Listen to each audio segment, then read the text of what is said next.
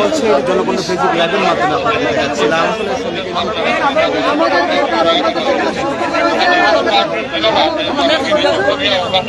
সবাই মিলে আমি কেমনে করবো?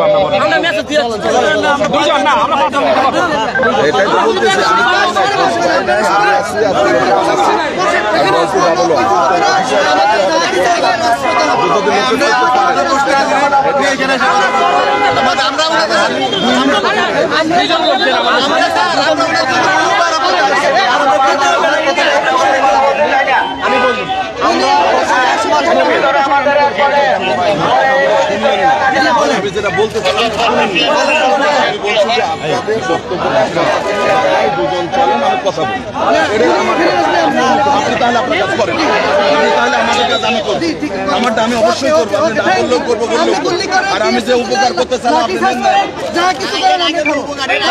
আপনি স্যার বোঝার চেষ্টা করতেছেন না কেন? আমরা 1 মাস আসছি, 5 বার আসছি স্যার, আমাদের সাথে দেখা করে নাই। ওনার সাথে 5 বার দেখা আপনারা দুজন স্যারের সাথে কথা বলেন। এই স্যারের সাথে কথা বলতেছি। আর আমি তো যেতে চাচ্ছি আপনাকে নিয়ে। আমি কোথায় যাব স্যার? আপনি কি জানতেন না কোথায় যাবেন? আপনি কি শিশু?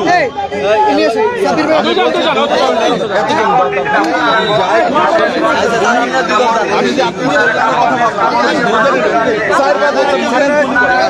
কেন বললেন? আপনাকে এটা বলছি, আপনারা দেখছিলেন যে আইন শৃঙ্খলাকারী বাহিনীর পক্ষ থেকে কিন্তু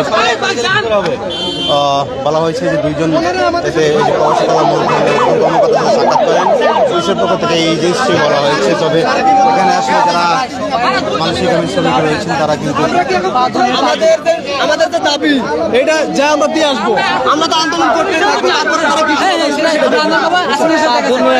আরে ভাই না যাচ্ছে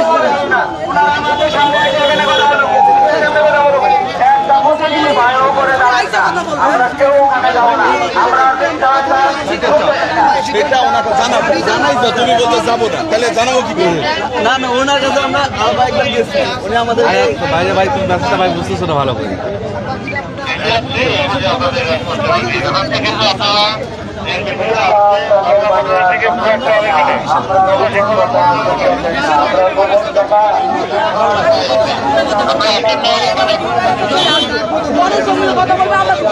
দর্শক আপনারা দেখছেন আসলে ফেসবুক লাইভের মাধ্যমে বর্তমান অবস্থান করছে প্রবাসী কল্যাণ ভবনের ঠিক সামনে।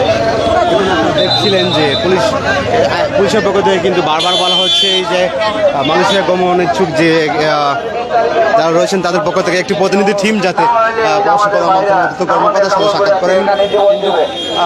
প্রবাসী কল্যাণ মন্ত্রণালয়ের সামনে যারা অবস্থান করছেন মালয়েশিয়া শ্রমিকরা